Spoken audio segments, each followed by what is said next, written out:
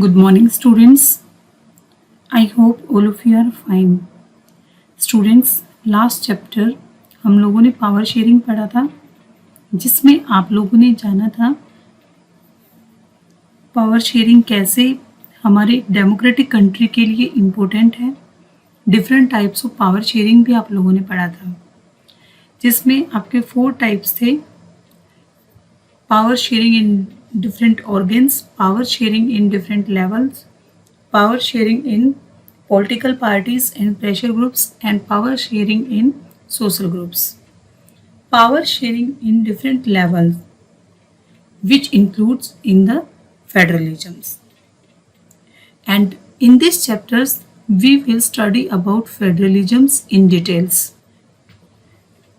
Class 10 Civics Chapter 2. Students, in this chapters, we will cover the following topics. First one, what is federalisms? Next, difference between federal and unitary government. Features of federalism. Types of federalism. What makes India a federal country? 3 list of subjects. Residuary subjects. More features of federalism in India. How is federalism practiced in India? Decentralization in India. And last one, structure of decentralized government in India.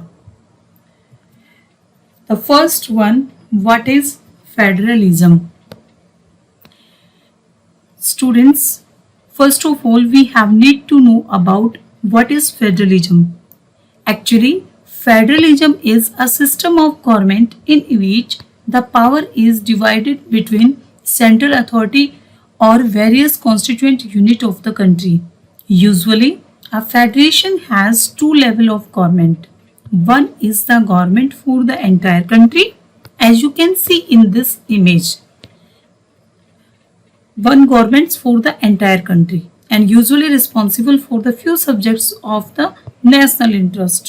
You can say is central unit, and the others are governments at the level of provinces or states, as you can see in this image, and that look after much of the day-to-day administering of their state.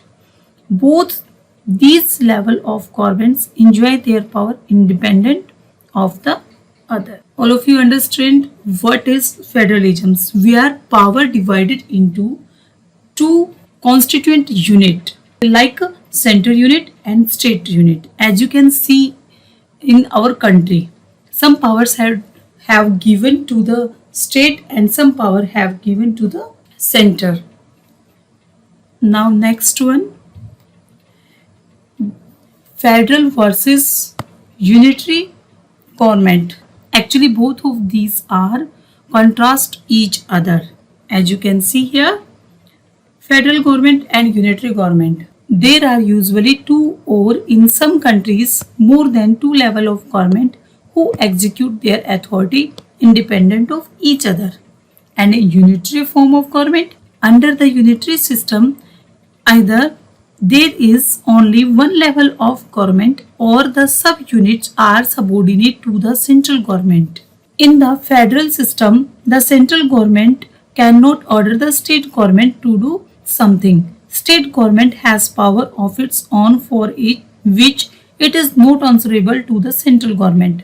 Both these governments are separately answerable to the people. And in unitary form, the central government can pass on order to the provincial or the local governments.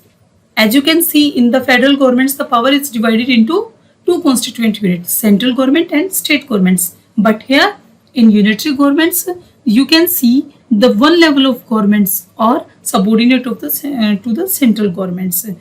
Only central governments can pass the orders for provincial, state or local government. Okay. Students, हम यहाँ पे example ले सकते हैं federal government के लिए. Like India की हम बात कर रहे हैं, स्टेट गवर्नमेंट अपना हर डिसीजंस के लिए कोई भी फैसिलिटी प्रोवाइड कर रही है एडमिनिस्ट्रेशन सिस्टम के लिए, यहाँ अपने ही बिहाफ में डिसीजन लेती है। लाइक करंटली हमारे यहाँ पे सिचुएशन चल रही है, कोरोना की पेंडेमिक सिचुएशन चली हुई है। आप लोग देख सकते हैं कि हर स्टेट में क्या होता है, अपने गाइडलाइंस चल रहे हैं। जैसे अभी महाराष्ट्र में बहुत ज़्यादा सिचुएशन खराब है, तो वहाँ पे क्या होगा कि डिफरेंट गाइडलाइंस मिलेंगी। आप लोग देख सकते हैं हमारे अरुणाचल में अलग गाइडलाइंस हैं, हम मध्य प्रदेश का देखेंगे तो वहाँ अलग गाइडलाइंस मिलेंगी, हरियाणा का अलग गाइडलाइंस मिलेगा।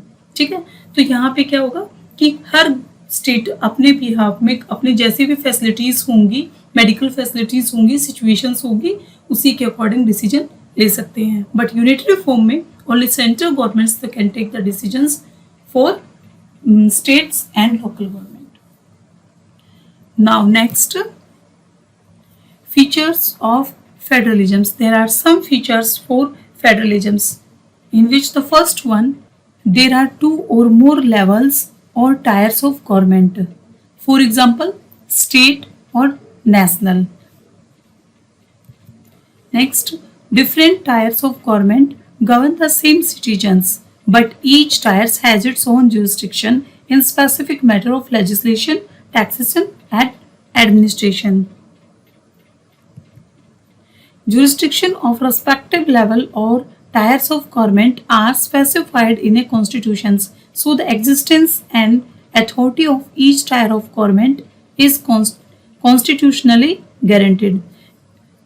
All of you know that in different tiers the government govern in the same citizens, but each tiers have their own decisions for the specific matters. As you can see, for law making, for taxation and for the administrations of the state or for the administrations of the entire country. Now next,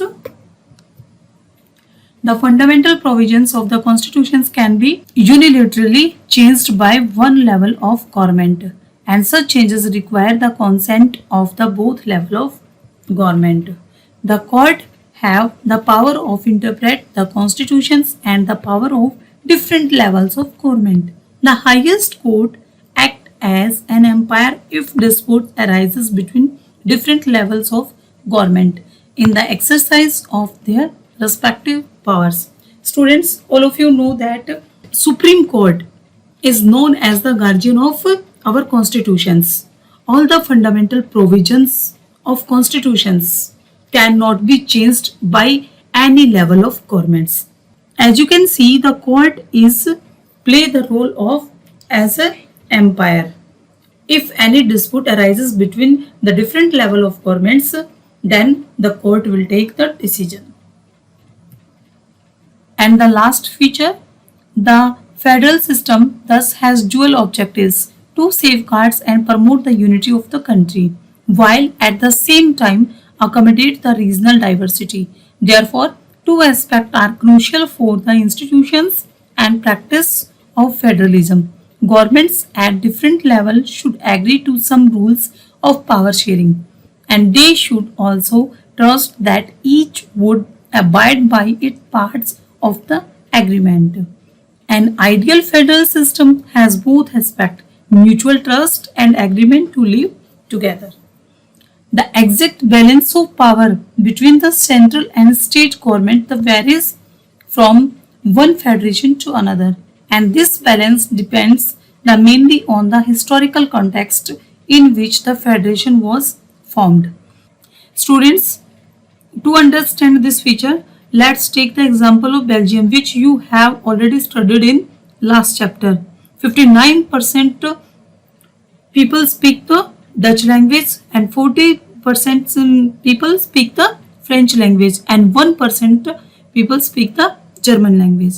But in capital of the Belgiums in Brussels, the 80% people speak the French language and 20% people speak Dutch language.